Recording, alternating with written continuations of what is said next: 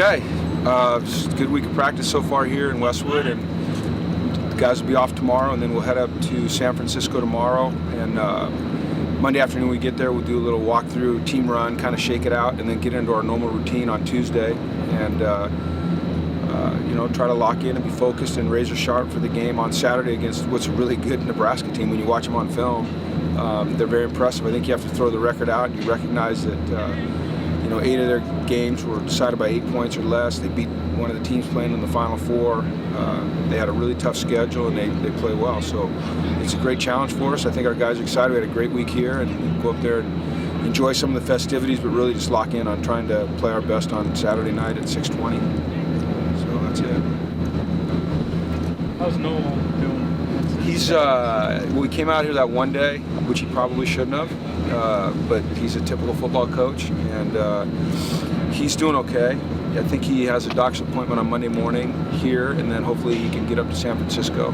Might have to go by car, but we'll see. We'll play it by ear. I mean, the most important thing now is just his health, and that's a serious deal that he has. So probably pushed it a little bit, which is typical. And but I don't think there's any setbacks. We just got to make sure we're really careful with that. We don't want to play with that at all. Did you expect him to be able to call plays in the bowl? I don't know. I really haven't been able to discern whether or not he's going to be able to. The doctors don't know. It's kind of touch and go right now. My gut feeling is that he will be able to. So we'll see. If he doesn't, would it be Kennedy? It'll be me. I'll call him. I'm kidding. No, I don't know. Well, we're still working through all that. It would be a collaboration, but I think Noel will be okay.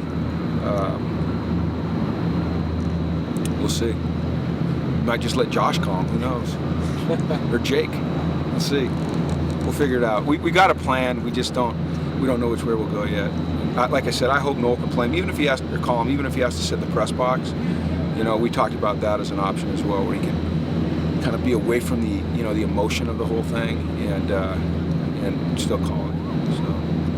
How's this day every year, the last practice for seniors where they're carrying them off? It's bittersweet, for me, especially this year, because a lot of these guys were my first recruiting class, and so it's just different. I'm sure it's bittersweet for the players too. It's kind of a melancholy feeling. I'm going to miss those guys. And they've contributed a lot to this program, and if we can go out and take care of business on Saturday and somehow find a way to get a win, they'll have won more games over 4 years than any group in UCLA history. So that, to me, is quite an accomplishment for them, and I think they've set the foundation for a lot of great things to come, and I appreciate them greatly. Jake said he wants to show scouts that he can play some guard too. How do you think his skills translate to moving to guard potentially? It's not going to happen in this game, I can promise you that. So he's going to have to do that at the Shrine game or the NFLPA game, or if right now he's a first alternate to get into the Senior Bowl. So hopefully, I'm pushing for that to happen. The thing about Jake is he's incredibly intelligent, and he does have versatility. I think the fact that he's been such a good center and he's been so dependable, playing, this will be his 52nd start, and he's only missed one game in his career.